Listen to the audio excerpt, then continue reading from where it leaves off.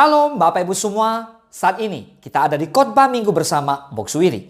Dan tema khotbah minggu ini adalah jangan bermental pengkhianat. Bagaimana perasaan saudara seandainya ada orang yang teramat dekat dengan kita, sahabat bahkan kita sudah menganggapnya seperti saudara sendiri dan sangat kita kasihilah. Tiba-tiba berlaku khianat terhadap kita. Tentunya kita sangat kecewa dan hati ini terasa sakit. Kita lihat Amsal 27 ayat ke-6, firman Allah berkata, seorang kawan memukul dengan maksud baik, tapi seorang lawan mencium secara berlimpah-limpah. Wow. Menurut Kamus Besar Bahasa Indonesia, kata khianat memiliki arti perbuatan tidak setia, tipu daya, perbuatan yang bertentangan dengan janji. Sebagian besar orang yang telah dikhianati oleh orang terdekatnya akan melakukan sebuah tindakan, yaitu tidak lagi mau berhubungan dengan orang yang berkhianat tadi lah. Sekalipun mungkin sudah memaafkan, maaf tetap maaf, tapi berhubungan seringkali nggak mau lagi. Amsal 18 ayat 19 dikatakan, saudara yang dikhianati lebih sulit dihampiri daripada kota yang kuat. Nah sekarang kita baca Matius 26 ayat 17 sampai 25. Bagaimana Yesus sudah memperingati murid-muridnya apa yang akan terjadi di waktu Paskah. Perikopnya berjudul Yesus makan Paskah dengan murid-muridnya. Pada hari pertama dari hari roti tidak beragi, datanglah murid-murid Yesus kepadanya dan berkata, di mana engkau kehendaki kami mempersiapkan perjamuan Paskah bagimu? Jawab Yesus, pergilah ke kota kepada si Anu dan katakan kepadanya, pesan guru, waktuku hampir tiba. Di dalam rumahmu lah aku mau merayakan Paskah bersama-sama dengan murid-muridku. Lalu murid-muridnya melakukan seperti yang ditugaskan Yesus kepada mereka dan mempersiapkan Paskah. Setelah hari malam, Yesus duduk makan bersama dengan kedua belas murid itu. Dan ketika mereka sedang makan, ia berkata, aku berkata kepadamu, sesungguhnya seorang di antara kamu akan menyerahkan aku. Dan dengan hati yang sangat sedih berkatalah mereka seorang demi seorang kepadanya, bukan aku ya Tuhan. Ia menjawab, dia yang bersama-sama dengan aku mencelupkan tangannya ke dalam pinggan ini. Dialah yang akan menyerahkan aku. Anak manusia memang akan pergi sesuai dengan yang ada tertulis tentang dia. Akan tetapi celakalah orang yang olehnya anak manusia itu diserahkan. Adalah lebih baik bagi orang itu sekiranya ia tidak dilahirkan. Yudas yang hendak menyerahkan dia itu menjawab, katanya, bukan aku ya Rabi. Kata Yesus kepadanya, engkau telah mengatakannya. Bapak Ibu semua, dalam firman Tuhan yang barusan kita baca ini, dikisahkan bagaimana seorang Yudas yang selalu bersama-sama dengan Yesus tega mengkhianati dia. Yudas Iskariot adalah salah satu murid Kristus yang menghargai kedekatan dan kepercayaan sang guru dengan materi, yaitu dengan menyerahkannya kepada ahli-ahli Taurat seharga 30 uang perak saja. Bagi Yudas, harta dan kekuasaanlah yang paling penting, sehingga ia rela menyerahkan gurunya itu. Bapak Ibu semua, Yesus Kristus adalah sang pembawa keselamatan. Kedatangan Yesus Kristus ke dunia pertama-tama untuk membawa umatnya kembali pada jalan yang benar. Dia adalah pribadi yang maha pengampun.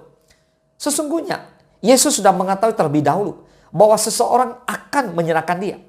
Tetapi dia tidak menyalahkan Yudas, melainkan memberi peringatan dengan kata lain, memberikan kesempatan untuk kembali kepada jalan yang benar. Saudara tetap mengasihi walau tersakiti dan dikhianati. Itulah kasih yang sejati. Boleh katakan amin? Lihat, Kristus pun pernah merasakan sebuah pengkhianatan. Ia dikhianati oleh orang-orang terdekatnya dan yang dikasihinya. Pada malam sebelum ia ditangkap, ia dan ke-12 murid-muridnya berkumpul bersama-sama menikmati jamuan makan malam. Pada kesempatan itu Kristus menyampaikan tentang apa yang akan terjadi pada dirinya. Dan murid-muridnya di mana mereka akan tercerai-berai dan lari ketakutan saat Kristus akan ditangkap. Maka pada waktu itu ketika mendengar hal itu, Petrus langsung reaktif dan berjanji bahwa apapun yang terjadi, ia sekali-kali tidak akan meninggalkan sang guru. Namun kita lihat bagaimana faktanya. Sebelum ayam berkokok, Petrus sudah menyangkal Kristus di hadapan manusia sebanyak 3 kali. Juga Yudas Iskariot tega menyerahkan sang guru kepada imam-imam kepala untuk ditangkap demi mendapatkan uang sebesar 30 keping perak itu. Sekalipun Kristus telah dikhianati, dikecewakan, disakiti, ditinggalkan oleh murid-muridnya, kasihnya Yesus tidak pernah berubah. Kasihnya Yesus tak lekang oleh situasi dan kondisi. Bahkan ia tetap berdoa untuk murid-muridnya. Wow, suatu teladan hidup yang luar biasa. Tuhan menghendaki kita untuk mengikuti jejaknya. Sama seperti aku telah mengasihi kamu, demikian pula kamu harus saling mengasihi. Termasuk mengasihi dan mengampuni orang yang menyakiti sekalipun. Katakan amin. Nah, dalam kehidupan setiap hari, kita barangkali pernahlah melihat yang namanya pengkhianat atau mengalami pengkhianatan. Tindakan pengkhianati seringkali membawa orang pada kesalahan dan rasa sakit hati yang begitu dalam. Pengkhianatan itu tak jarang datang dari orang-orang terdekat. Misalnya seorang sahabat yang sudah dianggap lebih dari teman bahkan sebagai saudara. Karena saking dekatnya dengan dia, maka kemana-mana selalu bersama-sama. Bahkan di saat mengalami masalah, dia menjadi tempat untuk bersandar atau mencurahkan isi hati. Namun secara tidak sadar, orang terdekat ternyata menjadi penyebab masalah yang lebih fundamental lagi, yaitu kepercayaan. Ketika orang terpercaya berkhianat, maka hal pertama yang muncul dalam hati dan pikiran adalah rasa ketidakpercayaan sekaligus rasa sakit hati yang sangat mendalam. Menjadi seorang Yudas modern adalah sebuah penyangkalan dan penghargaan yang sangat hina terhadap sebuah kehidupan. Sebab seorang Yudas, sang pengkhianat, tak pernah peka akan kepercayaan yang paling berharga dalam kehidupan ini, yaitu sebagai murid Kristus, murid yang penuh dengan cinta kasih. Membawa masalah dalam kehidupan teman, sahabat, saudara, keluarga, dan bagi banyak orang merupakan pengaruh konkret dari pengkhianatan terhadap Kristus sang guru. Maka berusahalah membersihkan hati dan mempersiapkan diri kita untuk keselamatan yang Allah nyatakan melalui penderitaan dan kebangkitan putranya. Katakan amin. Tidak ada orang yang suka dengan pengkhianatan. Kalaupun ada, kemungkinan besar hanya dari pihak yang diuntungkan oleh orang yang berkhianat itu. Karakter yang jelas dimiliki oleh seorang pengkhianat adalah ketidaksetiaan dan keegoisan. Demi kepentingan dirinya sendiri, si pengkhianat rela melanggar janji kesetiaan yang dibuatnya. Karena itulah kekecewaan sungguh besar dirasakan oleh orang yang menjadi korbannya. Ingat, Tuhan benci pengkhianatan. Amin. Dan pastinya orang yang suka berkhianat tidak mungkin diberkati Tuhan. Karena tidak mencerminkan sifat kesetiaan yang menjadi karakternya Tuhan. Tuhan Yesus tidak pernah meninggalkan setiap orang yang dikasihinya. Sekalipun mereka seringkali tidak setia kepada Yesus, kepada Tuhan sendiri. Tuhan tidak pernah pula ia mengingkari janji yang dibuatnya. Bukti kesetiaan Tuhan yang tak pernah berubah ini membuat setiap kita percaya penuh kepadanya.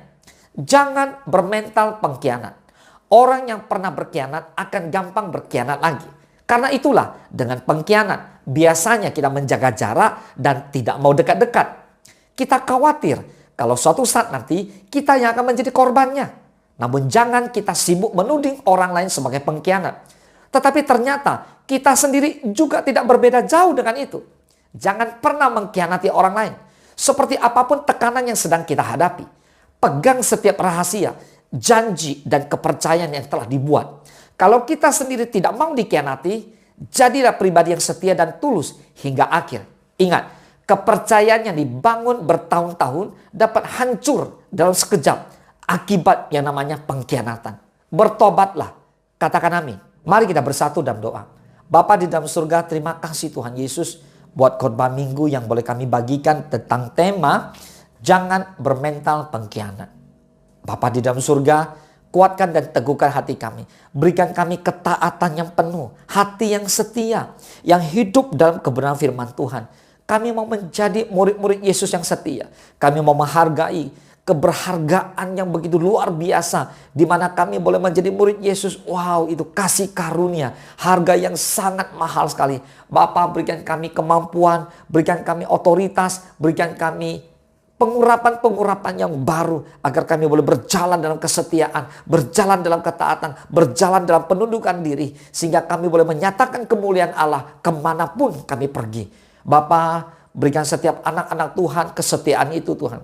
Buat kami, setiap pengikut Kristus, setiap umat Tuhan yang hari ini mendengarkan khotbah ini, sungguh Tuhan, kami mau setia sampai mati. Sampai Yesus datang kali yang kedua, bahkan sampai selama-lamanya. Tuhan menjemput kami semua di awan-awan permai.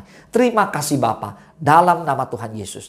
Kami berdoa dan mengucap syukur. Haleluya. Mari sama-sama katakan amin. Selamat hari Minggu. Tuhan Yesus memberkati.